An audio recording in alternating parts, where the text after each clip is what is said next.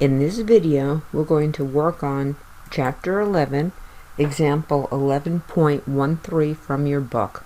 If you'd like to follow along, open the Better Chapter 11 Classwork.xls file from My Courses and click on the Data Validation tab. For this chapter, I have decided to use my own examples as I find the examples from the book needlessly complicated. We're going to work on the car payment calculator that we did in the modeling video. In this video, we're going to learn how to use data validation, which allows you to restrict input to certain types. So let's say, for example, that we wanted to make sure that nobody input an annual rate above 25%. So what we're going to do is we're going to click on cell B5, and we're going to click Data. And in the Data Tools group, we're going to find the button called Data Validation.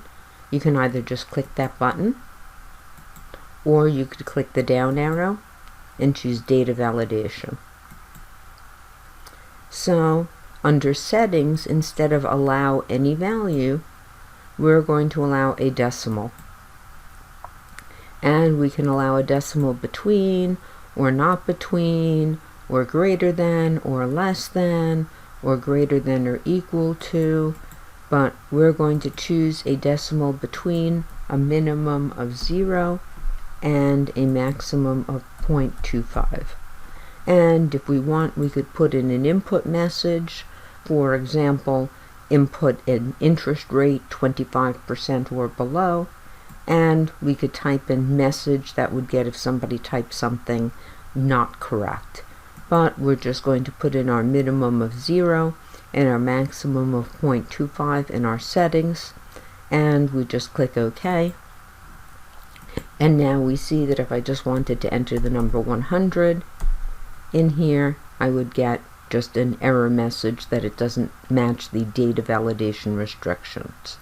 So I could cancel and go back to my 3.75%. So let's say we wanted to make sure that nobody entered more than 8 years. So we could click on cell B6 and click our Data tab. In the Data Tools group, click the Data Validation, and under Settings, allow a whole number, and this time we can do less than, and the maximum is 8.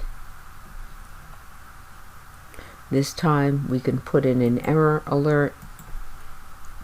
Please enter number of years less than 8. And click OK.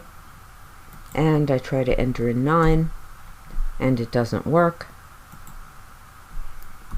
8 also does not work, but 7 will work.